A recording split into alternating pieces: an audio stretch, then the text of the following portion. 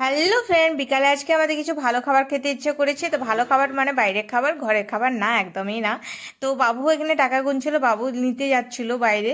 তো বাবুর বুবা চলে এলো, তার জন্য টাকা রেখে দিল। বাবু ওর বুবার সাথে যাচ্ছে বাইরে, খাবার নিয়ে আসছে। তো বাবু এগুলো খেতেই থাকে বিকালে কিছু না কিছু। তো বাবু একা খায় না, আমাকে দিয়ে পরেই খায়। তো বাবু নিয়ে চলে এসেছে এখন চিকেন চাউমিন। তো চিকেন চাউমিনটা দারুণ ছিল, টেস্টি। আর বাবু বসে গেছে, বাবু আর লোভ সামলাতে পারছে না আর আমাকে ডাকছে, তার সাথে বাবু আমাকে খাইয়েও দিচ্ছে দেখো। আর চিকেন চাউমিনটা দারুণ ছিল, টেস্টি। কিন্তু এই ভিডিওটা তোমরা দেখে ভাববে কি আমরাকে কত বেশি ঠান্ডা লাগছে। তো বলে রাখি, এই ভিডিওটা এখনকার ভিডিও নয়, কিছুদিন আগেকার ভিডিও। যেহেতু বাবুর এক্সাম চলছিল, তার জন্য কিছু ভিডিওই পোস্ট করা হচ্ছিল না।